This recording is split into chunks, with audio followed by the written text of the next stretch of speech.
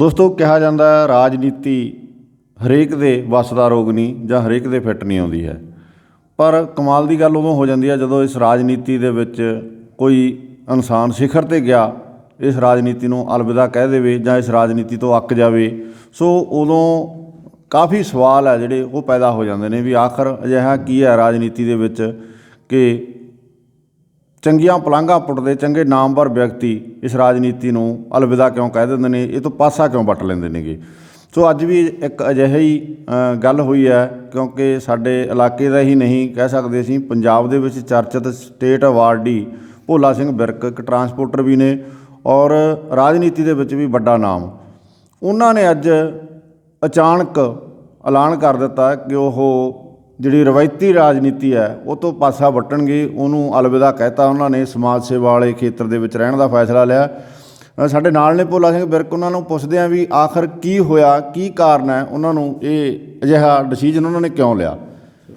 ਸਤਿ ਸ਼੍ਰੀ ਅਕਾਲ ਜੀ ਬਾਈ ਜੀ, ਕਿਉਂ ਅੱਜ ਅਚਾਨਕ ਕੇ ਐਡਾ ਵੱਡਾ ਫੈਸਲਾ ਤੁਸੀਂ ਲਿਆ? ਲੋਕ ਤਾਂ ਮਤਲਬ ਪੌੜੀ ਭਾਲਦੇ ਰਹਿੰਦੇ ਆ ਵੀ ਕਿਤੇ ਨਾ ਕਿਤੇ ਹੱਥ ਪੈ ਜੇ ਮਾੜਾ ਮੋਟਾ, ਤਾਂ ਤੁਸੀਂ ਤਾਂ ਇੱਕ ਸਥਾਪਿਤ ਨਾਉ ਰਾਜਨੀਤੀ ਦੇ ਵਿੱਚ, ਜਿਨ੍ਹਾਂ ਦੇ ਵੱਡੇ ਵੱਡੇ ਲੀਡਰ ਤੁਹਾਡੀ ਮਤਲਬ ਇੱਥੇ ਆ ਕੇ ਤੁਹਾਡੀ ਹਾਜ਼ਰੀ ਭਰਦੇ ਰਹਿੰਦੇ ਨੇ, ਅਤੇ ਤੁਸੀਂ ਅੱਜ ਇਹ ਕੀ ਫੈਸਲਾ ਲਿਆ ਅਚਾਨਕ ਵੀ ਰਾਜਨੀਤੀ ਤੋਂ ਪਾਸਾ ਵੱਟ ਰਹੇ ਹੋ? ਸੰਧੂ ਸਾਹਿਬ, ਇਹ ਫੈਸਲਾ ਅਚਾਨਕ ਨਹੀਂ, ਪਿਛਲੇ ਲੰਮੇ ਸਮੇਂ ਤੋਂ ਇਹਦੇ 'ਤੇ ਵਰਕ ਚੱਲ ਰਿਹਾ ਸੀ।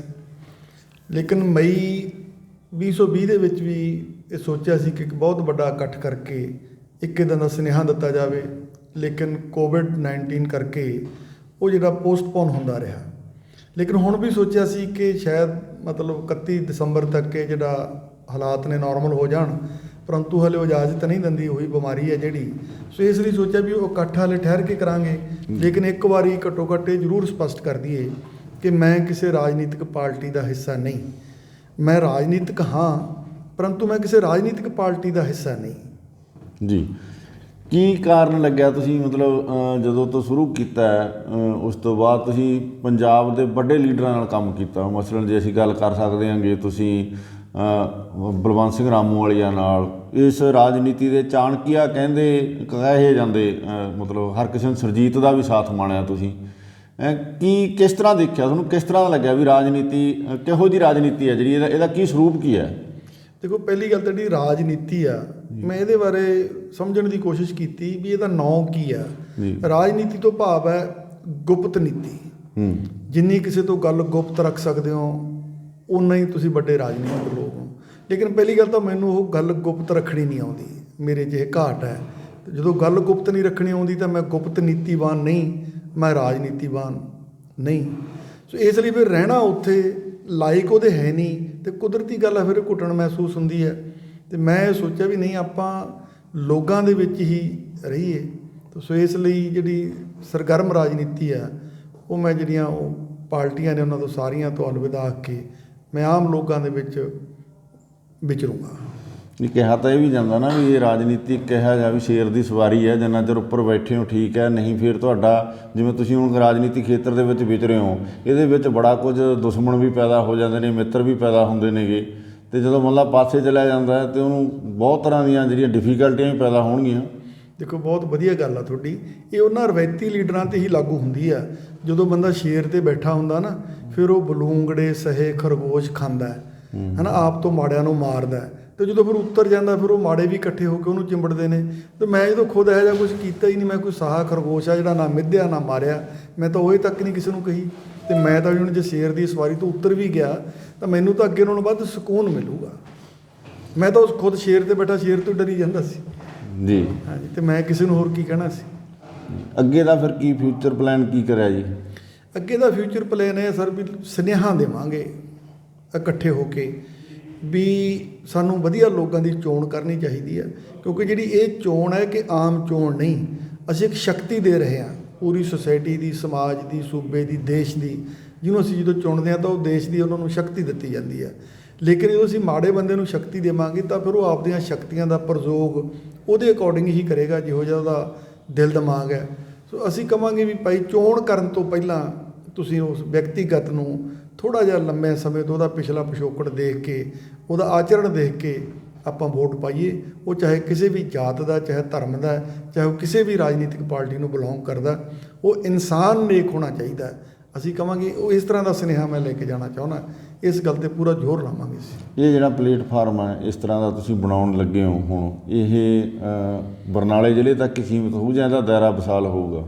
ਇਹ ਦੇਖੋ, ਦਾਇਰਾ ਤਾਂ ਕਿੱਦਾਂ ਵੀ ਹੋ ਸਕਦਾ, ਇਹ ਤਾਂ ਡਿਪੈਂਡ ਕਰਦਾ ਇਹਨੂੰ ਕਿਸ ਤਰ੍ਹਾਂ ਦਾ ਹੰਗਾਰਾ ਮਿਲਦਾ। ਪਰੰਤੂ ਮੈਂ ਤਾਂ ਆਪਦੇ ਘਰ ਤੋਂ ਹੀ ਚੱਲੂੰਗਾ, ਪਹਿਲਾਂ ਬਰਨਾਲੇ ਤੋਂ ਹੀ ਚੱਲੂੰਗਾ। ਲੇਕਿਨ ਫਿਰ ਇਹ ਜਿੱਦਾਂ ਵੀ ਹੋ ਜਾਏਗਾ ਉਹ ਲੋਕ ਹਿੱਤ ਵਾਸਤੇ ਹੋਵੇਗਾ ਤੇ ਮੇਰੀ ਹਉਮੈ ਨੂੰ ਮਤਲਬ ਪੱਠੇ ਪਾਉਣ ਵਾਲੀ ਗੱਲ ਕਹਿ ਲਓ, ਕਾਫਲਾ ਬਣੂ। ਬਿਲਕੁਲ ਬਣੇਗਾ ਜੀ, ਬਣ ਵੀ ਰਿਹਾ। ਅੱਡੋ ਅੱਡੀ ਜ਼ਿਲ੍ਹਿਆਂ ਦੇ ਵਿੱਚ ਪਹਿਲਾਂ ਬਹੁਤ ਲੋਕ ਇਸ ਤਰ੍ਹਾਂ ਦੇ ਕੰਮ ਕਰ ਰਹੇ ਨੇ ਜੀ। ਸੋ ਇਹ ਵੱਖਰੀ ਗੱਲ ਕਿ ਉਹ ਥੋੜ੍ਹਾ ਜਿਹਾ ਗੁਪਤ ਰਹਿ ਕੇ ਕੰਮ ਕਰ ਰਹੇ ਨੇ, ਚੁੱਪਚਾਪ ਰਹਿ ਕੇ ਕੰਮ ਕਰ ਰਹੇ ਨੇ। ਸੋ ਮੇਰਾ ਇਹ ਸੁਨੇਹਾ ਹੋਗਾ ਵੀ ਚੁੱਪਚਾਪ ਰਹਿਣ ਦੀ ਲੋੜ ਨਹੀਂ, ਉਹ ਸਮਾਂ ਲੰਘ ਚੁੱਕਾ ਜਿਹੜਾ ਚੁੱਪਚਾਪ ਵਾਲਾ। ਸਰਗਰਮ ਹੋ ਕੇ ਆਪਾਂ ਲੋਕਾਂ ਨੂੰ ਇਹ ਮੈਸੇਜ ਦੇਣਾ ਚਾਹੁੰਦੇ ਹਾਂ ਕਿ ਅੱਛੇ ਲੋਕਾਂ ਨੂੰ ਆਪਾਂ ਅੱਗੇ ਲੈ ਕੇ ਆਈਏ। ਮੈਂ ਉਹੋ ਜਿਹੇ ਲੋਕਾਂ ਦੀ ਮਦਦ ਕਰੂੰਗਾ। ਜਿਹੜਾ ਹੁਣ ਜਿਸ ਤਰ੍ਹਾਂ ਦਾ ਰਾਜਨੀਤਿਕ ਮਾਹੌਲ ਬਣਿਆ ਪੰਜਾਬ ਦੇ ਵਿੱਚ, ਵੀ ਲੋਕ ਸਾਰੀਆਂ ਹੀ ਤਕਰੀਬਨ ਰਾਜਨੀਤਿਕ ਪਾਰਟੀਆਂ ਨੂੰ ਨਫ਼ਰਤ ਦੀ ਨਿਗਾਹ ਨਾਲ ਦੇਖਣ ਲੱਗ ਗਏ ਨੇਗੇ, ਕੀ ਉਹਦਾ ਤਾਂ ਨਹੀਂ ਕੋਈ ਅਸਰ ਹੋਇਆ ਤੁਹਾਡੇ 'ਤੇ? ਨਹੀਂ, ਇਹ ਅਸਰ ਤਾਂ ਮੇਰੇ 'ਤੇ ਸ਼ੁਰੂ ਤੋਂ ਹੀ ਆ। ਜਦੋਂ ਤੁਸੀਂ ਸੁਰਤ ਸੰਭਲੀ ਆ, ਜਿਹੋ ਜਿਹਾ ਸਿਸਟਮ ਆਪਾਂ ਦੇਖਦੇ ਹਾਂ। ਮੈਂ ਮਹਾਭਾਰਤ ਪੜ੍ਹੀ, ਉਹਦੇ ਵਿੱਚ ਬੜਾ ਕਲੀਅਰ ਕੱਟ ਹੈ ਨਾ, ਚਾਣਕਿਆ ਨੇ ਲਿਖਿਆ ਵੀ ਜਿਹੜੀ ਰਾਜਨੀਤੀ ਤਰੱਕੀ ਹੈ ਇਹ ਛਲ ਕਪਟ ਬਿਨਾਂ ਪ੍ਰਾਪਤ ਨਹੀਂ ਹੋ ਸਕਦੀ। ਤੇ ਹੁਣ ਛਲ ਕਪਟ ਦੀ ਤੁਸੀਂ ਪੰਜਾਬੀ ਬਣਾ ਕੇ ਦੇਖਿਓ, ਉਹ ਕਿੰਨਾ ਮਾੜਾ ਲਫ਼ਜ਼ ਤੇ ਸ਼ਬਦ ਹੈ। ਸੋ ਇਸ ਲਈ ਸਮਝ ਤਾਂ ਇਸ ਗੱਲ ਦੀ ਸੀਗੀ। ਇਸ ਰਾਜਨੀਤੀ ਦੇ ਵਿੱਚੋਂ ਤੁਸੀਂ ਸੱਤਾ ਸੁੱਖ ਵੀ ਮਾਣਿਆ, ਚੇਅਰਮੈਨ ਰਹੇ, MC ਰਹੇ, ਟਰੱਕ ਯੂਨੀਅਨ ਦੇ ਪ੍ਰਧਾਨ ਰਹੇ, ਉਹ ਵੀ ਤੇ ਰਾਜਨੀਤੀ ਦੇ ਵਿੱਚੋਂ ਫਲ ਵੀ ਤੇ ਖਾਧਾ ਤੁਸੀਂ, ਅੱਜ ਉਹਨੂੰ ਮਾੜੀ ਕਹਿ ਰਹੇ ਹੋ। ਨਹੀਂ, ਮੈਂ ਉਹਦਾ ਫਲ ਨਹੀਂ ਖਾਧਾ ਜੀ, ਮੈਂ ਤਾਂ ਉਹਦੇ ਫਲ ਖੁਆਏ ਨੇ। ਮਤਲਬ ਮੈਂ 2 ਟਰਮ 2 ਸਰਕਾਰਾਂ ਦੇ ਵਿੱਚ ਮੈਂ ਚੇਅਰਮੈਨ ਰਿਹਾ, ਮੈਂ 10 ਸਾਲ ਟਰੱਕ ਯੂਨੀਅਨ ਦਾ ਪ੍ਰੈਜ਼ੀਡੈਂਟ ਰਿਹਾ। ਲੇਕਿਨ ਅੱਜ ਵੀ ਜਿਹੜੇ ਟਰੱਕ ਆਪਰੇਟਰ ਨੇ, ਹੁਣ ਮੈਂ ਇਹ ਤਾਂ ਨਹੀਂ ਕਹਿੰਦਾ ਵੀ ਉਹ ਮੈਨੂੰ ਕਿਵੇਂ ਸਮਝਦੇ ਨੇ। ਤੁਸੀਂ ਮੇਰੇ ਨਾਲ ਚੱਲ ਕੇ ਤਾਂ ਦੇਖੋ, ਉਹਨਾਂ ਦੇ ਵਿੱਚ ਇੱਕ ਵਾਰੀ ਇਲੈਕਸ਼ਨ ਹੋਈ ਭਦੌੜ ਦੀ 1999 ਦੇ ਵਿੱਚ, 600 ਟਰੱਕ ਆਪਰੇਟਰ ਸੀ ਅਤੇ ਦੂਜੇ ਪਾਸੇ ਵੀ ਬੜੇ ਫੰਨੇ ਖਾਂ ਸੀ। ਮੈਨੂੰ 594 ਵੋਟਾਂ ਪਈਆਂ, ਦੂਸਰੇ ਬੰਦੇ ਨੂੰ 6 ਵੋਟਾਂ ਪਈਆਂ। ਅਤੇ ਜੇ ਮੈਂ ਕੋਈ ਇੱਦਾਂ ਦਾ ਆਨੰਦ ਮਾਣਨ ਵਾਲਾ ਹੁੰਦਾ ਤਾਂ 600 ਦੇ ਵਿੱਚੋਂ ਟਰੱਕ ਆਪਰੇਟਰ 594 ਸੌਖੀ ਗੱਲ ਨਹੀਂ। ਗੱਲ ਤਾਂ ਉੱਥੇ ਆ ਗਈ ਨਾ, ਜੇ ਤੁਸੀਂ ਚੰਗੇ ਬੰਦੇ ਸੀ, ਉਹਨਾਂ ਨੇ ਤੁਹਾਨੂੰ ਚੁਣਿਆ ਤੁਹਾਨੂੰ ਤਾਂ ਜੇ ਤੁਸੀਂ ਰਾਜਨੀਤੀ 'ਚ ਸੀਗੇ, ਉਹਨਾਂ ਦਾ ਕੋਈ ਭਲਾ ਤੁਸੀਂ ਤਾਂ ਹੀ ਕਰ ਸਕੇ ਨਾ ਜੇ ਤੁਸੀਂ ਰਾਜਨੀਤੀ 'ਚ ਸੀ। ਨਾ, ਉਦੋਂ ਰਾਜਨੀਤੀ 'ਚ ਮੈਂ ਹੈ ਹੀ ਨਹੀਂ ਸੀ। 1999 'ਚ ਮੇਰੀ ਕਿਹੜੀ ਰਾਜਨੀਤੀ ਸੀ? ਚੋਣ ਤਾਂ ਰਾਜਨੀਤੀ ਹੈ ਨਾ ਜੀ।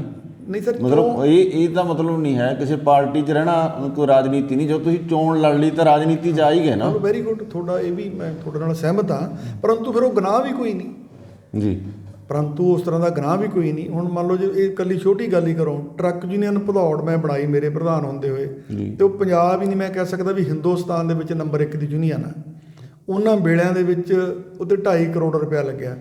ਉਹ 2.5 ਕਰੋੜ ਰੁਪਇਆ ਮੈਂ ਆਪਣੇ ਘਰੇ ਵੀ ਲਿਆ ਸਕਦਾ ਸੀ, ਪਰ ਉਹ ਲੋਕਾਂ ਦੇ ਪੈਸੇ ਸੀ, ਮੈਂ ਉੱਥੇ ਲੋਕਾਂ ਦੀ ਲਾ ਕੇ ਆਇਆ। ਟਰੱਕ ਯੂਨੀਅਨ ਲਈ 2.5 ਏਕੜ ਜ਼ਮੀਨ ਲਈ, ਉਹਦੇ ਵਿੱਚ ਐਡਾ ਵੱਡਾ ਉਹਨਾਂ ਦਾ ਦਫ਼ਤਰ ਬਣਾਇਆ, ਕੰਪਲੈਕਸ, ਜਿਹਦੇ ਵਿੱਚ ਸਵੀਮਿੰਗ ਪੂਲ ਦੀ ਸੁਵਿਧਾ, ਡਰਾਈਵਰਾਂ ਦੇ ਆਰਾਮ ਕਰਨ ਦੀ ਸੁਵਿਧਾ, ਐਡੀਟੋਰੀਅਮ ਟਾਈਪ, ਮਤਲਬ ਬੈਠ ਕੇ ਲੋਕ ਉੱਥੇ ਆਪਣਾ ਪੁਕਾਰ ਸੁਣਦੇ ਨੇ, ਅਤੇ 600 ਟਰੱਕ ਦੀ ਪਾਰਕਿੰਗ ਹੈ। ਮਤਲਬ ਇੰਨਾ ਵੱਡਾ ਉਹ ਕੰਮ ਸੀ, ਜਿਹੜੇ ਉਹ ਸਾਰੇ ਪੈਸੇ ਨੇ ਜਿਹੜੇ ਉਹ ਪ੍ਰਧਾਨ ਖਾ ਸਕਦਾ ਸੀ ਅਤੇ ਮੈਂ ਵੀ ਖਾ ਸਕਦਾ ਸੀ। ਮੇਰਾ ਸਵਾਲ ਵੀ ਤਾਂ ਇਹੀ ਆ ਨਾ ਜੀ, ਵੀ ਜੇ ਤੁਸੀਂ ਉੱਥੇ ਗਏ, ਰਾਜਨੀਤੀ 'ਚ ਆਏ, ਉਹ ਚੋਣ ਲੜੀ, ਉੱਥੇ ਟਰੱਕ ਯੂਨੀਅਨ ਦੇ ਪ੍ਰਧਾਨ ਬਣੇ, ਫੇਰ ਹੀ ਇੰਨਾ ਕੁਝ ਬਣਿਆ। ਜੇ ਤੁਸੀਂ ਹੁਣ ਕਿਨਾਰਾ ਕਰਕੇ ਬੈਠ ਜਾਓਗੇ ਤਾਂ ਮਤਲਬ ਇਸ ਤਰ੍ਹਾਂ ਦੇ ਸੁਧਾਰ ਕਿਵੇਂ ਹੋਣਗੇ ਜਿਹੜੇ ਤੁਸੀਂ ਕੀਤੇ ਆ? ਮੈਂ ਕਿਨਾਰਾ ਸੰਧੂ ਸਾਹਿਬ ਨਹੀਂ ਕਰ ਰਿਹਾ ਜੀ, ਮੈਂ ਕਿਨਾਰਾ ਨਹੀਂ ਕਰ ਰਿਹਾ। ਮੈਂ ਉਦੋਂ ਵੀ ਜੋ ਟਰੱਕ ਯੂਨੀਅਨ ਦੀ ਇਲੈਕਸ਼ਨ ਸੀ, ਮਿਊਨਿਸਪੈਲਿਟੀ ਦੀ ਇਲੈਕਸ਼ਨ ਸੀ, ਲੇਕਿਨ ਮੈਂ ਆਜ਼ਾਦ ਸੀ, ਮੈਂ ਆਜ਼ਾਦ ਲੜਿਆ ਉਦੋਂ, ਉਹ ਸਾਰੀਆਂ ਇਲੈਕਸ਼ਨਾਂ ਕਹਿ ਲਓ। ਲੇਕਿਨ ਰਾਜਨੀਤੀ ਇੱਕ ਹੋਰ ਚੀਜ਼ ਹੈ, ਰਾਜਨੀਤਿਕ ਸਰਗਰਮ ਇੱਕ ਹੋਰ ਚੀਜ਼ ਹੈ। ਲੇਕਿਨ ਸਰਗਰਮ ਹੋਣਾ ਕੋਈ ਮਾੜਾ ਨਹੀਂ ਸੋਸਾਇਟੀ ਦੇ ਵਿੱਚ। ਉਹਨੂੰ ਵੱਖਰੀ ਗੱਲ ਵੀ ਕੋਈ ਉਹਨੂੰ ਰਾਜਨੀਤੀ ਨਾਲ ਜੋੜ ਲੇ, ਕੋਈ ਉਹਨੂੰ ਸੋਸ਼ਲਿਜ਼ਮ ਨਾਲ ਜੋੜ ਲੇ, ਕੋਈ ਉਹਨੂੰ ਸੁਭਾਅ ਨਾਲ ਜੋੜ ਲੇ। ਇਹ ਤਾਂ ਅਲੱਗ-ਅਲੱਗ ਤੱਕਣੀ ਆ ਨਾ, ਮੂਹਰਲੇ ਤੱਕਣ ਵਾਲੇ ਬੰਦੇ ਦਾ ਨਜ਼ਰੀਆ। ਹੁਣ ਜਿਹੜੀ ਤੁਸੀਂ ਪਾਰਟੀ ਨਾਲ ਮਤਲਬ ਇਸ ਵੇਲੇ ਪ੍ਰੈਜ਼ੈਂਟ ਕੰਮ ਕਰ ਰਹੇ ਸੀਗੇ ਕਾਂਗਰਸ ਨਾਲ, ਕਾਂਗਰਸ ਦੀ ਸਰਕਾਰ ਹੈ ਪੰਜਾਬ ਦੇ ਵਿੱਚ, ਸਰਕਾਰ ਹੁੰਦਿਆਂ ਤਾਂ ਬਹੁਤ ਕੁਝ ਕੀਤਾ ਜਾ ਸਕਦਾ। ਲੋਕ ਤਾਂ ਚਾਹੁੰਦੇ ਨੇ ਵੀ ਸਰਕਾਰ ਵਾਲੇ ਪਾਸੇ ਜਾਈਏ, ਲੋਕ ਤਾਂ ਤੁਸੀਂ ਉਹ ਸਰਕਾਰ ਵਾਲੇ ਪੱਖ 'ਚੋਂ ਬਾਹਰ ਆ ਰਹੇ ਹੋ। ਨਹੀਂ, ਪਾਰਲੀਮੈਂਟ ਦੀ ਇਲੈਕਸ਼ਨ ਸੀ ਪਿਛਲੇ ਸਮੇਂ ਦੇ ਵਿੱਚ 2019 ਦੀ, ਮਾਨਯੋਗ ਸਰਦਾਰ ਕੇਵਲ ਸਿੰਘ ਢਿੱਲੋਂ ਉਹਦੇ 'ਚ ਇਲੈਕਸ਼ਨ ਲੜਦੇ ਸੀ। ਮੇਰਾ ਉਹਨਾਂ ਨਾਲ ਪਿਆਰ ਹੈ, ਮਤਲਬ ਉਹਨਾਂ ਦੀ ਮੈਂ ਮਦਦ ਕੀਤੀ ਜਿੰਨੀ ਕਿ ਮੈਥੋਂ ਹੋ ਸਕੀ, ਪਰ ਅਫਸੋਸ ਵੀ ਉਹ ਵਿਚਾਰੇ ਹਾਰ ਗਏ। ਲੇਕਿਨ ਉਹੋ ਜਿਹੇ ਬੰਦੇ ਅੱਗੇ ਆਉਣੇ ਚਾਹੀਦੇ ਸੀ, ਉਹੋ ਜਿਹੇ ਲੋਕ ਜਿੱਤਣੇ ਚਾਹੀਦੇ ਸੀ। ਮੈਂ ਕੇਵਲ ਸਿੰਘ ਢਿੱਲੋਂ ਨਾਲ ਸੀਗਾ, ਇਸ ਕਰਕੇ ਮੈਂ ਕਾਂਗਰਸ ਦੇ ਵਿੱਚ ਸੀਗਾ। ਲੇਕਿਨ ਕੇਵਲ ਸਿੰਘ ਢਿੱਲੋਂ ਨਾਲ ਮੈਂ ਅੱਜ ਵੀ ਹਾਂ ਜੀ, ਪਰੰਤੂ ਮੈਂ ਕਾਂਗਰਸ ਪਾਰਟੀ ਦਾ ਹਿੱਸਾ ਨਹੀਂ। ਜਿਹੜੀ ਮੈਂ ਪਹਿਲਾਂ ਵੀ ਪ੍ਰੈਸ ਕਾਨਫਰੰਸ ਦੇ ਵਿੱਚ ਵੀ ਗੱਲ ਕਰ ਚੁੱਕਿਆ ਵੀ ਵੱਡੀ ਤੋਂ ਵੱਡੀ ਰਾਜਨੀਤਿਕ ਪਾਰਟੀ ਦੇ ਵਿੱਚ 18% ਲੋਕ ਨੇ ਜਿਹੜੇ ਇੱਕ ਪਾਰਟੀ ਨੂੰ ਮਤਲਬ ਜਿਹੜੇ ਸਰਗਰਮ ਲੋਕ ਨੇ ਬਿਲੋਂਗ ਕਰਦੇ ਨੇ, 82% ਲੋਕ ਅਦਰਵਾਈਜ਼ ਕਿਸੇ ਹੋਰ ਪਾਰਟੀ ਨਾਲ ਇੰਡੀਪੈਂਡੈਂਟ ਇੱਦਾਂ। ਹੁਣ ਤੁਸੀਂ ਇੱਕ ਪਾਰਟੀ ਦੇ ਵਿੱਚ ਰਹਿ ਕੇ ਉਹ 18% ਤੱਕ ਸੀਮਿਤ ਰਹਿ ਜਾਂਦੇ ਹੋ ਜੀ, ਤੇ ਉਹ 82% ਬੰਦੇ ਵਿਚਾਰੇ ਬਿਨਾਂ ਗੱਲ ਤੋਂ ਤੁਹਾਡੇ ਨਾਲ ਨਾਰਾਜ਼, ਨਿਰਾਸ਼, ਘਿਰਨਾ, ਤੇ ਉਹ ਮੇਰੇ ਵਰਗੇ ਬੰਦੇ ਨੂੰ ਚੱਲਣੀ ਬਹੁਤ ਔਖੀ ਹੈ। ਕਸੂਰ ਕੋਈ ਹੁੰਦਾ ਨਹੀਂ, ਵਿਰੋਧੀ ਪਾਰਟੀ ਦਾ ਬੰਦਾ ਆਗੂ ਵੱਜਦਾ। ਸੋ ਮੈਂ ਵਿਰੋਧੀ ਪਾਰਟੀ ਦਾ ਆਗੂ ਨਹੀਂ ਵੱਜਣਾ ਚਾਹੁੰਦਾ। ਚਾਹੇ ਹੁਣ ਇੱਕ ਸਵਾਲ ਹੋਰ ਖੜਾ ਹੁੰਦਾ ਨਾ, ਹੁਣ ਤੁਹਾਡੇ ਨਾਲ ਮਤਲਬ ਵੱਡੀ ਪੱਧਰ ਤੇ ਲੋਕ ਜੁੜੇ ਹੋਏ ਨੇ ਇਸ ਇਲਾਕੇ ਦੇ ਵਿੱਚੋਂ, ਜੇ ਇਹ ਵੀ ਕਹਿ ਲਈਏ ਵੀ ਜੇ ਇੱਥੋਂ ਦੇ ਰਾਜਨੀਤਿਕ ਲੋਕਾਂ ਦੇ ਵਿੱਚੋਂ ਪਾਰਟੀਆਂ ਨਾਲ ਲਾ ਲਈਏ, ਚਾਹੇ ਕਿਸੇ ਤਰ੍ਹਾਂ ਦਾ ਵੀ ਲਾ ਲਈਏ, ਬਰਨਾਲਾ ਡਿਸਟ੍ਰਿਕਟ ਦੇ ਲਾ ਲਈਏ, ਤਾਂ ਜਿੰਨੇ ਲੋਕ ਤੁਹਾਡੇ ਨਾਲ ਜੁੜੇ ਆ ਸ਼ਾਇਦ ਅਦਰ ਕਿਸੇ ਹੋਰ ਲੀਡਰ ਨਾਲ ਉਹਨੇ ਲੋਕ ਨਹੀਂ ਜੁੜੇ ਹੋਏ ਹੈਗੇ। ਫਿਰ ਜਦੋਂ ਤੁਸੀਂ ਇਸ ਤਰ੍ਹਾਂ ਰਾਜਨੀਤੀ ਤੋਂ ਪਾਸੇ ਹੋ ਜਾਓਗੇ, ਇਹਨਾਂ ਨੂੰ ਛੱਡ ਦਿਓਗੇ ਸਾਰੀਆਂ ਪਾਰਟੀਆਂ ਨੂੰ, ਉਹ ਲੋਕ ਆ ਜਿਹੜੇ ਤੁਹਾਡੇ ਨਾਲ ਜੁੜੇ ਹੋਏ, ਉਹਨਾਂ ਦੀਆਂ ਸਾਵਾਂ ਕਿਵੇਂ ਪੂਰੀਆਂ ਕਰੋਗੇ? ਕਿਉਂਕਿ ਜਿਹੜੇ ਲੋਕਾਂ ਦੇ ਕੰਮ ਆ ਸਰਕਾਰੀ ਦਰਬਾਰੇ ਚੱਲਦੇ ਨੇਗੇ, ਉਹ ਤਾਕਤ ਨਾਲ ਤਾਂ ਵੱਧ ਕਰਾ ਸਕਦੇ ਸੀ ਤੁਸੀਂ। ਕਾਂਗਰਸ ਪਾਰਟੀ ਦੀ ਹੁਣ ਸਰਕਾਰ ਆ, ਹੁਣ ਸਗੋਂ ਵੱਧ ਕੰਮ ਹੋ ਸਕਦੇ ਸੀ। ਨਹੀਂ, ਇਹ ਨਹੀਂ, ਇਸ ਤਰ੍ਹਾਂ ਨਹੀਂ ਹੁੰਦਾ। ਅਕਸਰ ਇਹ ਲੋਕ ਤਾਂ ਉਦੋਂ ਦੇ ਜੁੜੇ ਹੋਏ ਨੇ ਜਦੋਂ ਮੈਂ ਕਿਸੇ ਰਾਜਨੀਤਿਕ ਪਾਰਟੀ 'ਚ ਨਹੀਂ ਸੀ, ਉਦੋਂ ਪਹਿਲਾਂ ਦੇ ਮੇਰੇ ਨਾਲ ਇਹ ਲੋਕ ਜੁੜੇ ਹੋਏ ਨੇ। ਈਵਨ ਇਹ ਕਾਫਲਾ ਜਿਹੜਾ ਹੁਣ ਤੱਕ ਇਹ ਵੱਧਦਾ ਹੀ ਜਾ ਰਿਹਾ, ਅੱਜ ਵੀ ਅੱਗੇ ਨਾਲੋਂ ਇਹ ਵਧਿਆ। ਤੇ ਜ਼ਰੂਰੀ ਨਹੀਂ ਵੀ ਜਿਹੜੇ ਕੰਮ ਨੇ ਉਹ ਕਿਸੇ ਰਾਜਨੀਤਿਕ ਪਾਰਟੀ ਕਰਕੇ ਜਾਂ ਸੱਤਾ ਕਰਕੇ ਹੁੰਦੇ ਨੇ, ਲੇਕਿਨ ਕੰਮ ਜਾਇਜ਼ ਹੋਣਾ ਚਾਹੀਦਾ, ਰੁਕਦਾ ਨਹੀਂ ਹੁੰਦਾ। ਜਦੋਂ ਕੰਮ ਨਜਾਇਜ਼ ਹੁੰਦੇ ਨੇ ਨਾ, ਉਹ ਰੁਕਦੇ ਨੇ, ਤੇ ਉਦੋਂ ਰਾਜਨੀਤਿਕ ਲੋੜ ਪੈਂਦੀ ਹੈ। ਨਜਾਇਜ਼ ਕੰਮਾਂ ਦੀ ਮਦਦ ਲਈ ਰਾਜਨੀਤਿਕ ਲੋੜ ਪੈਂਦੀ ਹੈ। ਜਿਹੜੇ ਜਾਇਜ਼ ਕੰਮ ਨੇ, ਅੱਜ ਤਾਂ ਜਿਹੜੀ ਅਫਸਰਸ਼ਾਹੀ ਹੈ ਖੁਦ ਇੰਨੀ ਮਤਲਬ ਕਹਿ ਲਓ ਵੀ ਸੁਚੇਤ ਹੈ, ਉਹ ਠੀਕ ਕੰਮ ਨੂੰ ਤਾਂ ਰੋਕਦੀ ਹੀ ਨਹੀਂ। ਕੰਮ ਕਦੇ ਨਹੀਂ ਰੁਕਦਾ, ਲੇਕਿਨ ਉਹਨੂੰ ਪ੍ਰੈਜ਼ੈਂਟ ਕਰਨਾ ਹੈ ਨਾ, ਉਹਨੂੰ ਆਪਣੇ ਢੰਗ ਨਾਲ ਪੇਸ਼ ਕਰਨਾ, ਸੱਚਾਈ ਸਾਹਮਣੇ ਲੈ ਕੇ ਆਉਣੀ, ਇਹ ਤਾਂ ਮੁਸ਼ਕਲ ਹੋ ਸਕਦਾ। ਪਰ ਜਦੋਂ ਤੁਸੀਂ ਸੱਚ ਸਾਹਮਣੇ ਲਿਆਓ, ਨਾ ਕੋਈ ਪ੍ਰਸ਼ਾਸਨ ਨਾ ਕੋਈ ਅਦਾਲਤ ਕਦੇ ਉਹਦੇ 'ਚ ਦੇਰੀ ਨਹੀਂ ਕਰਦੀ ਅਤੇ ਉਹਦੇ 'ਚ ਬੇਇਨਸਾਫੀ ਵੀ ਨਹੀਂ ਹੁੰਦੀ। ਜੀ ਜੀ, ਇਹਦਾ ਮਤਲਬ ਇਹ ਕੱਢਿਆ ਜਾ ਸਕਦਾ ਵੀ ਤੁਸੀਂ ਰਾਜਨੀਤਿਕ ਪਾਰਟੀਆਂ ਛੱਡਤੀਆਂ, ਅਦਰਵਾਈਜ਼ ਤੁਸੀਂ ਆਜ਼ਾਦ ਤੌਰ 'ਤੇ ਜਿਹੜਾ ਹੈ ਆਪਣੀ ਰਾਜਨੀਤੀ ਦੇ ਵਿੱਚ ਵਿਚਰਦੇ ਰਹੋਗੇ। ਹਾਂ ਬਿਲਕੁਲ, ਵਿਚਰਦਾ ਰਹੂੰਗਾ, ਅੱਗੇ ਨੂੰ ਵੱਧ ਵਿਚਰੂੰਗਾ ਜੀ। ਬਲਕਿ ਇਹ ਤਾਂ ਜੂੜ ਪੈਂਦਾ ਸੀ ਕਿਤੇ ਕਿਤੇ ਵੀ ਤੁਸੀਂ ਉੱਥੇ ਜਾਣਾ ਨਹੀਂ, ਇੱਥੇ ਜਾਣਾ ਨਹੀਂ। ਹੁਣ ਉਦਾਹਰਨ ਦੇ ਤੌਰ 'ਤੇ ਮਿਊਨਿਸਪਲ ਕਮੇਟੀ ਦੀ ਇਲੈਕਸ਼ਨ ਆ ਜੀ, ਬਰਨਾਲੇ ਵਿੱਚ ਹੀ 31 ਵਾਰਡ ਨੇ, ਹੈ ਨਾ ਜੀ, ਅਤੇ ਉਹ ਆਪਾਂ ਸੀਮਿਤ ਹੋ ਜਾਣਾ ਸੀ ਜੀ, ਵੀ ਇੱਥੇ ਤੁਸੀਂ ਇਹਦੀ ਮਦਦ ਕਰੋ, ਇੱਥੇ ਇਹਦੀ ਕਰੋ। ਹੁਣ ਜਿਹੜੇ ਅੱਛੇ ਬੰਦੇ ਨੇ ਉਹਨਾਂ ਦੀ ਮਦਦ ਕਰਾਂਗੇ, ਚਾਹੇ ਉਹ ਕਿਸੇ ਵੀ ਪਾਰਟੀ 'ਚ, ਚਾਹੇ ਉਹ ਆਜ਼ਾਦ ਬੰਦਾ। ਅੱਗੇ ਨੂੰ ਦਾਇਰਾ ਵਿਸ਼ਾਲ ਹੋਇਆ ਜੀ, ਅੱਗੇ ਇਹਨਾਂ ਨੂੰ ਮਤਲਬ ਇੰਡੀਪੈਂਡੈਂਟ ਬੰਦੇ ਦਾ ਜਿਹੜਾ ਦਾਇਰਾ ਉਹ ਵਿਸ਼ਾਲ ਹੁੰਦਾ ਰਾਜਨੀਤੀ ਨਾਲੋਂ। ਜੀ ਜੀ, ਇਸੇ ਤਰ੍ਹਾਂ ਹੀ ਵਿਚਰਦੇ ਹੋਏ ਫਿਰ ਅੱਗੇ ਰਾਜਨੀਤੀ ਦੇ ਵਿੱਚ ਅੱਗੇ ਵਧਣ ਦੀ ਕੋਈ ਖਾਸ ਹੈ ਹੁਣ? ਨਹੀਂ, ਖਾਸ ਕਿਸ ਤਰ੍ਹਾਂ ਦਾ ਅੱਗੇ ਵਧਣਾ ਸਮਝਦੇ ਹੋ ਤੁਸੀਂ ਖੁਦ ਮਤਲਬ ਕਿਸੇ ਚੋਣ ਲੜੋਗੇ, ਜਾਂ ਖੁਦ ਤੁਸੀਂ ਕਿਸੇ ਪਾਸੇ ਮਤਲਬ ਆਜ਼ਾਦ ਤੌਰ 'ਤੇ ਲਾ ਲਈਏ, ਜਾਂ ਤੁਸੀਂ ਕੋਈ ਚੋਣ ਲੜੋਗੇ, ਜਾਂ ਅੱਗੇ ਮਤਲਬ ਅੱਗੇ ਵਧਣਾ? ਮੇਰਾ ਮਤਲਬ ਇਹੀ ਹੈ ਵੀ ਜਿਹੜਾ ਤੁਸੀਂ ਪਹਿਲਾਂ ਵੀ ਸਾਨੂੰ ਪ੍ਰੈਸ ਕਾਨਫਰੰਸ 'ਚ ਕਿਹਾ ਵੀ ਇੱਕ ਡੰਡੇ 'ਤੇ ਚਲੇ ਗਏ, ਇੱਕ ਪੌੜੀ 'ਤੇ ਦੂਸਰਾ ਮੈਨੂੰ ਨਹੀਂ ਚੜ੍ਹਿਆ ਗਿਆ, ਉਹ ਹੋ ਸਕਦਾ ਵੀ ਉਹ ਰਾਜਨੀਤਿਕ ਪਾਰਟੀਆਂ ਦੇ ਵਿੱਚ, ਕਿਉਂਕਿ ਉੱਥੇ ਜਿਹੜਾ ਰਾਜਨੀਤਿਕ ਪਾਰਟੀਆਂ ਦੇ ਢਾਂਚੇ ਹੀ ਇਹੋ ਜਿਹੇ ਹੁੰਦੇ ਆ ਵੀ ਉੱਥੇ ਨਾ, ਕਿਉਂਕਿ ਇੱਕ ਦੂਸਰੇ ਦੀਆਂ ਲੱਤਾਂ ਵੀ ਖਿੱਚੀਆਂ ਜਾਂਦੀਆਂ, ਉੱਥੇ ਬਹੁਤ ਕੁਝ ਹੈ ਰਾਜਨੀਤਿਕ ਪਾਰਟੀਆਂ ਦੇ ਵਿੱਚ। ਜਦੋਂ ਤੁਸੀਂ ਆਜ਼ਾਦ ਤੌਰ 'ਤੇ ਆ ਗਏ, ਉਹ ਜਿਹੜੇ ਡੰਡੇ ਤੋਂ ਤੁਸੀਂ ਥੱਲੇ ਉਤਰੇ ਹੋ ਹੁਣ, ਕੀ ਉਹ ਉਸ ਪਾਸੇ ਦੁਬਾਰੇ ਚੜ੍ਹਨ ਦੀ ਕੋਈ ਮਤਲਬ ਪਲੈਨਿੰਗ ਹੈ? ਸੰਧੂ ਸਾਹਿਬ, ਵੈਸੇ ਤਾਂ ਇਹ ਸਾਰਾ ਕੁਝ ਹੀ ਇਹ ਸਮੀਕਰਨ ਬਣਦੇ ਨੇ ਜੀ। ਜਾਤੀ ਬਜਾਤੀ ਇੰਡੀਵਿਜੂਅਲ ਤੌਰ 'ਤੇ ਇਹ ਫੈਸਲੇ ਕੋਈ ਨਹੀਂ ਹੁੰਦੇ। ਜੀ। ਕਈ ਵਾਰੀ ਹਾਲਾਤ ਇਹੋ ਜਿਹੇ ਬਣ ਜਾਂਦੇ ਨੇ, ਬੰਦਾ ਨਾ ਚਾਹੁੰਦੇ ਹੋਏ ਵੀ ਬੰਦੇ ਨੂੰ ਉੱਧਰ ਜਾਣਾ ਪੈਂਦਾ, ਜੀ। ਤੇ ਕਈ ਵਾਰੀ ਬੰਦਾ ਚਾਹੁੰਦਾ ਨਹੀਂ ਹੁੰਦਾ ਫਿਰ ਵੀ ਜਾਣਾ ਪੈਂਦਾ, ਤੇ ਜਾਂ ਚਾਹੁੰਦਾ ਹੁੰਦਾ ਬੰਦਾ ਜਾਇਆ ਨਹੀਂ ਜਾਂਦਾ। ਇਹ ਸਮੀਕਰਨ 'ਤੇ ਡਿਪੈਂਡ ਕਰਦਾ ਕੀ ਹੋਏਗਾ। ਆਉਣ ਵਾਲੇ ਹਾਲਾਤ ਦੱਸਣਗੇ ਵੀ ਕਿਹੜੇ ਪਾਸੇ ਨੂੰ ਕਿਸੇ ਨੂੰ ਕੋਈ ਲੈ ਕੇ ਜਾਂਦਾ। ਲੇਕਿਨ ਜਿਹੜੀ ਕੋਈ ਰਾਜਨੀਤੀ 'ਚ ਮੈਂ ਸਰਗਰਮ ਰਹੂੰਗਾ, ਕਿਉਂਕਿ ਇਹਦੇ ਵਿੱਚ ਸਰਗਰਮ ਰਹੇ ਬਿਨਾਂ ਜਿਹੜੇ ਕੋਈ ਸੱਜਣ ਮਿੱਤਰ ਨੇ, ਹੈ ਨਾ, ਤੇ ਉਹਨਾਂ ਦੀ ਬੰਦਾ ਮਦਦ ਨਹੀਂ ਕਰ ਸਕਦਾ। ਲੇਕਿਨ ਉਹ ਮੇਰਾ ਨਸ਼ਾ ਹੈ, ਉਹ ਤਾਂ ਮੈਂ ਕਰਦਾ ਰਹੂੰਗਾ। ਬਲਕਿ ਇੰਡੀਪੈਂਡੈਂਟ ਬੰਦਾ ਜ਼ਿਆਦਾ ਮਦਦ ਕਰ ਸਕਦਾ, ਵੱਧ ਲੋਕਾਂ ਦੀ ਮਦਦ ਕਰ ਸਕਦਾ।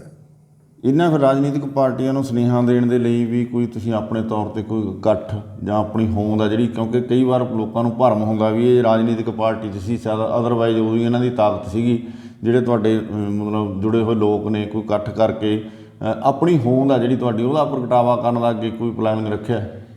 ਦੇਖੋ, ਪਹਿਲੀ ਗੱਲ ਤਾਂ ਜਿਹੜੀ ਮੇਰੀ ਹੋਂਦ ਆ ਜੀ, ਪੱਤਰਕਾਰ ਭਾਈਚਾਰਾ ਜਿਹੜਾ, ਇਦੋਂ ਸਿਆਣਾ ਕੋਈ ਨਹੀਂ ਹੁੰਦਾ, ਇਦੋਂ ਤਿੱਖੀ ਅੱਖ ਕਿਸੇ ਦੀ ਨਹੀਂ ਹੁੰਦੀ।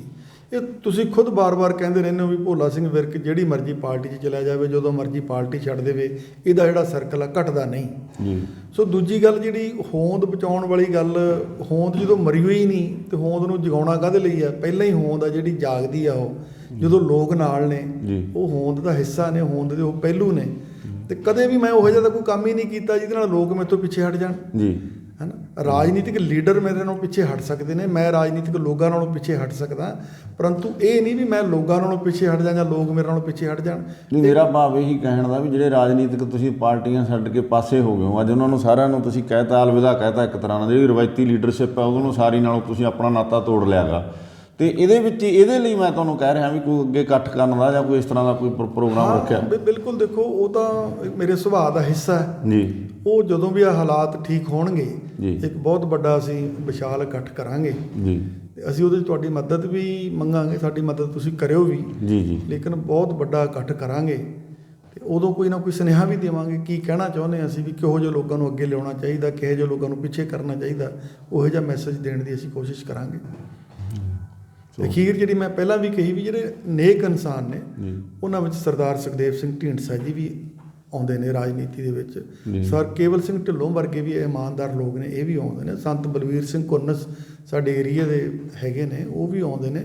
ਲੇਕਿਨ ਅਨੇਕਾਂ ਹੀ ਨੇ, ਮੈਂ ਇੱਕ ਦੀ ਗੱਲ ਨਹੀਂ ਕਰਦਾ, 3 ਨਹੀਂ 300 ਨੇ, 3000 ਨੇ, ਲੇਕਿਨ ਉਹੋ ਜਿਹੇ ਲੋਕ ਅੱਗੇ ਆਉਣੇ ਚਾਹੀਦੇ ਨੇ ਜਿਨ੍ਹਾਂ ਨੂੰ ਲੋਕ ਪਸੰਦ ਕਰਦੇ ਨੇ ਅੰਦਰੋਂ, ਜਾਂ ਜਿਨ੍ਹਾਂ ਦੇ ਅੰਦਰ ਕੋਈ ਦਰਦ ਹੈ ਲੋਕਾਂ ਲਈ, ਉਹਨਾਂ ਲੋਕਾਂ ਨੂੰ ਅੱਗੇ ਆਉਣਾ ਚਾਹੀਦਾ ਤੇ ਉਹਨਾਂ ਨੂੰ ਅੱਗੇ ਲਿਆਉਣਾ ਵੀ ਚਾਹੀਦਾ। ਬਿਲਕੁਲ ਜੀ, ਉਹ ਤਾਂ ਹੁਣ ਆਲਰੇਡੀ ਮਤਲਬ ਜੇ ਆਪਾਂ ਗੱਲ ਕਰਦੇ ਹਾਂ ਕਿ ਜਿਹੜੇ ਤੁਸੀਂ ਨਾਂ ਲਏ ਉਹਨਾਂ ਦੇ ਵਿੱਚੋਂ ਬਹੁਤ ਸਾਰੇ ਸੱਜਣ ਨੇ ਜਿਹੜੇ ਮਤਲਬ ਸੱਤਾ ਦੇ ਵਿੱਚ ਵੀ ਰਹੇ ਨੇਗੇ ਔਰ ਉੱਚੇ ਅਹੁਦਿਆਂ 'ਤੇ ਵੀ ਰਹੇ ਨੇਗੇ, ਤੇ ਉੱਥੋਂ ਵੀ ਲੱਗਦਾ ਤੁਹਾਨੂੰ ਵੀ ਮਤਲਬ ਜਦੋਂ ਰਾਜਨੀਤਿਕ ਪਾਰਟੀਆਂ ਦੇ ਵਿੱਚ ਬੰਦੇ ਵਿਚਰਦੇ ਆ ਉਹਨਾਂ ਦੀਆਂ ਕੁਝ ਮਜਬੂਰੀਆਂ, ਕੁਝ ਬੰਦਸ਼ਾਂ ਹੋ ਜਾਂਦੀਆਂ ਨੇ, ਉਸ ਤਰ੍ਹਾਂ ਕੰਮ ਨਹੀਂ ਕਰ ਸਕਦੇ ਹੈਗੇ ਉਹ। ਹਾਂਜੀ ਬਿਲਕੁਲ, ਜਦੋਂ ਅਣਤਜਰਬੇਕਾਰ ਬੰਦੇ ਦੇ ਹੱਥ ਕੋਈ ਬਾਗਡੋਰ ਆ ਜਾਂਦੀ ਹੈ, ਜਿਵੇਂ ਕਹ ਲਓ ਵੀ ਬੰਦਾ ਡਰਾਈਵਰ ਪੂਰਾ ਨਹੀਂ, ਬੱਸ ਉਹਨੂੰ ਵੱਡੀ ਫੜਾ ਦਿਓ, ਤਾਂ ਕੁਦਰਤੀ ਗੱਲ ਹੈ ਫਿਰ ਐਕਸੀਡੈਂਟ ਦੇ ਚਾਂਸ ਵੱਧ ਜਾਂਦੇ ਨੇ। ਜੀ, ਜੀ। ਇਵੇਂ ਜਿਕਣੀ ਰਾਜਨੀਤਿਕ ਸਿਸਟਮ ਦੇ ਵਿੱਚ ਜਿਹੜੇ ਕੋਈ ਲੋਕ ਅੱਛੀ ਰਾਜਨੀਤੀ ਨਹੀਂ ਸੀ ਜਾਣਦੇ ਉਹ ਆਏ। ਸੌਰੀ ਹੁਣ ਮੇਰਾ ਮੂੰਹ ਛੋਟਾ, ਮੈਂ ਗੱਲ ਵੱਡੀ ਕਰਨ ਲੱਗਿਆ ਹਾਂ। ਮਾਨਯੋਗ ਸੰਜੇ ਗਾਂਧੀ ਜੀ ਤੇ ਰਾਜੀਵ ਗਾਂਧੀ ਜੀ। ਰਾਜੀਵ ਗਾਂਧੀ ਜੀ ਤਾਂ ਪਾਇਲਟ ਸੀ ਜੀ, ਉਹ ਰਾਜਨੀਤੀ 'ਚ ਆ ਗਏ ਜੀ, ਉਹ ਰਾਜਨੀਤੀ 'ਚ ਮਾਰ ਖਾ ਗਏ ਜੀ। ਸੰਜੇ ਗਾਂਧੀ ਜੀ ਰਾਜਨੀਤਿਕ ਸੀ, ਉਹ ਪਾਇਲਟ ਬਣ ਕੇ ਜਹਾਜ਼ ਚਲਾਉਣ ਲੱਗ ਗਿਆ, ਉਹਨੇ ਜਹਾਜ਼ ਸਿੱਟ ਲਏ ਨੇ, ਰਾਜਨੀਤੀ ਸਿੱਟ ਲਈ। ਜਦੋਂ ਕੋਈ ਸਿਸਟਮ ਬਦਲ ਕੇ ਕੋਈ ਬੰਦਾ ਆਊਗਾ, ਦੇਖੋ ਇੱਕ ਬਹੁਤ ਵੱਡੇ ਚਿਹਰੇ ਉਹ ਇਸ ਕਰਕੇ ਚਲੇ ਗਏ, ਉਹਨਾਂ ਨੇ ਸਬਜੈਕਟ ਚੇਂਜ ਕਰ ਲਏ। ਬਹੁਤ ਵੱਡੀ ਗੱਲ ਹੈ ਜੀ ਬਾਕੀ। ਤੇ ਬਾਕੀ ਜਿਹੜਾ ਤੁਸੀਂ ਕਹਿਣਾ ਚਾਹੁੰਦੇ ਹੋ ਉਹ ਵੀ ਬਾਖੂਬੀ ਤੁਹਾਡਾ ਜਿਹੜਾ ਇਸ਼ਾਰਾ ਹੈ ਉਹ ਮਤਲਬ ਦਰਸ਼ਕ ਸਾਡੇ ਸਮਝ ਗਏ ਹੋਣਗੇ ਤੁਸੀਂ ਕੀ ਕਹਿਣਾ ਚਾਹੁੰਦੇ ਹੋ। ਮਿਹਰਬਾਨੀ, ਥੈਂਕ ਯੂ। ਦਰਸ਼ਕ ਤੁਹਾਡੇ ਨਾਲ ਸਿਆਣੇ ਨੇ ਜੀ। ਬਿਲਕੁਲ, ਹਾਂ ਜੀ। ਤੇ ਅਖੀਰ ਦੇ ਵਿੱਚ ਕੀ ਕਹਿਣਾ ਚਾਹੋਗੇ ਤੁਸੀਂ, ਮਤਲਬ ਅੱਜ ਜਿਹੜਾ ਤੁਹਾਡਾ ਮੈਸੇਜ ਹੈਗਾ, ਤੁਹਾਡਾ ਮਤਲਬ ਇੱਕ ਲੰਮਾ ਤਜਰਬਾ ਹੈਗਾ, ਇਹਦੇ ਵਿੱਚੋਂ ਕੀ ਸੁਨੇਹਾ ਕੀ ਦੇਣਾ ਚਾਹੋਗੇ? ਸੁਨੇਹਾ ਮੈਂ ਦੇਣਾ ਚਾਹੁੰਦਾ ਜੀ, ਅੱਜ ਸਭ ਕੁਝ ਜੱਗ ਜ਼ਾਹਰ ਹੈ। ਹਿੰਦੁਸਤਾਨ ਦਾ ਜਿਹੜਾ ਅੰਨਦਾਤਾ ਕਿਸਾਨ ਹੈ, ਉਹਦੀ ਆਪਾਂ ਹਾਲਤ ਦੇਖੋ ਕੀ ਆ, ਇਹ ਕਿਹਨਾਂ ਨੇ ਬਣਾਈ ਆ, ਉਹਨਾਂ ਨੂੰ ਪਹਿਚਾਨਣ ਦੀ ਲੋੜ ਹੈ। ਫਿਰ ਇਹ ਅੱਜ ਦਾ ਇਹ ਨਹੀਂ ਵੀ ਕੋਈ ਇੱਕ ਮਸਲਾ ਅੱਜ ਕਿਸਾਨਾਂ ਕਰਕੇ, ਇਹ ਸ਼ੁਰੂ ਤੋਂ ਇੱਦਾਂ ਹੁੰਦਾ ਆਇਆ, ਅੱਜ ਇਹ ਸਾਰਾ ਕੁਝ ਬਾਹਰ ਆ ਗਿਆ। ਸੋ ਮੈਂ ਸਮਝਦਾ ਵੀ ਜੇ ਅਸੀਂ ਚੰਗੀ ਚੋਣ ਕਰਾਂਗੇ, ਚੰਗੇ ਕਿਰਦਾਰ ਵਾਲੇ ਲੋਕ ਜਿਹੜੇ ਅਸੀਂ ਆਪਣੇ ਉੱਪਰ ਲੈ ਕੇ ਆਵਾਂਗੇ ਸਰਕਾਰਾਂ ਦੇ ਵਿੱਚ, ਤਾਂ ਸਾਡੇ ਨਾਲ ਆਹ ਹਾਲਾਤ ਨਹੀਂ ਹੋਣਗੇ। ਕਿਸੇ ਬੰਦੇ ਨੇ ਲਿਖਿਆ ਕਿ ਜਦੋਂ ਰਾਜਾ ਵਪਾਰੀ ਹੋ ਜੇ ਉਦੋਂ ਪ੍ਰਜਾ ਭਿਖਾਰੀ ਹੋ ਜਾਂਦੀ ਹੈ। ਬਿਲਕੁਲ। ਸੋ ਇਸ ਲਈ ਜਿਹੜੇ ਸਾਡੇ ਰਾਜੇ ਨੇ ਉਹ ਵਪਾਰੀ ਹੋ ਗਏ ਤੇ ਪ੍ਰਜਾ ਭਿਖਾਰੀ ਹੋ ਗਈ, ਤੇ ਜਦੋਂ ਫਿਰ ਪ੍ਰਜਾ ਭਿਖਾਰੀ ਹੋ ਜੇ ਫਿਰ ਉਹ ਕੀ ਕਰਦੀ ਆ, ਉਹਨੂੰ ਕੁਝ ਹੋ ਰਿਹਾ, ਤੇ ਕੁਦਰਤੀ ਗੱਲ ਆ ਫਿਰ ਹੁਣ ਇਹ ਰਾਜ ਪਲਟਾ ਆਉਣਾ ਚਾਹੀਦਾ ਹੈ। ਮਤਲਬ ਇੱਦਾਂ ਦੇ ਲੋਕ, ਵਪਾਰੀ ਲੋਕ ਰਾਜੇ ਨਹੀਂ ਹੋਣੇ ਚਾਹੀਦੇ। ਅਖੀਰ ਦੇ ਵਿੱਚ ਇੱਕ ਸਵਾਲ ਤੁਹਾਨੂੰ ਮੈਂ ਕਰੂੰਗਾ, ਜਿਸ ਤਰ੍ਹਾਂ ਤੁਸੀਂ ਅਕਸਰ ਗੱਲ ਕਰਦੇ ਹੁੰਦੇ ਹੋ ਵੀ ਜਿਹੜਾ ਘਰ ਦਾ ਮੁਖੀ ਆ ਉਹ ਜਾਂ ਕਿਸੇ ਕਾਰੋਬਾਰ ਦਾ ਮੁਖੀ ਹੈ, ਉਸੇ 'ਤੇ ਹੀ ਹੁੰਦਾ ਵੀ ਉਹਨੇ ਕਾਰੋਬਾਰ ਵਧੀਆ ਬਣਾ ਲਏ ਤਾਂ ਉਹਨੂੰ ਚੰਗਾ ਕਿਹਾ ਜਾਂਦਾ, ਘਰ ਦਾ ਮੁਖੀ ਜੇ ਮਾੜਾ ਕਰ ਦੂ ਤਾਂ ਉਹਨੂੰ ਮਾੜਾ ਕਿਹਾ ਜਾ ਸਕਦਾ। ਸਾਡੇ ਪੰਜਾਬ ਦੇ ਵਿੱਚ 2 ਵਿਅਕਤੀ ਆ 25 ਸਾਲ ਤੋਂ, 15 ਸਾਲ ਬਾਦਲ ਸਾਹਿਬ ਦੇ, 10 ਸਾਲ ਆ ਹੋ ਜਾਣੇ ਆ ਕੈਪਟਨ ਸਾਹਿਬ ਦੇ। ਸੋ ਇਹ 25 ਸਾਲਾਂ ਦੇ ਵਿੱਚ ਜਿਹੜਾ ਕੁਛ ਵੀ ਹੋਇਆ ਪੰਜਾਬ ਦੇ ਵਿੱਚ, ਇਹ ਦੋਨੇ ਵਿਅਕਤੀਆਂ ਨੂੰ ਹੀ ਜ਼ਿੰਮੇਵਾਰ ਠਹਿਰਾਇਆ ਜਾਊ। ਬਿਲਕੁਲ, ਕਿਉਂਕਿ ਮੁਖੀ ਤਾਂ ਇਹੀ ਰਹੇ ਨਾ ਜੀ। ਬਿਲਕੁਲ, ਕੋਈ ਰੌਲਾ ਚੰਗਾ ਕੋਈ ਮਾੜਾ ਹੈ ਪੰਜਾਬ ਦਾ ਜੋ ਵੀ ਹੋਇਆ। ਬਿਲਕੁਲ ਸੰਧੂ ਸਾਹਿਬ, ਇਹ ਠੀਕ ਹੈ।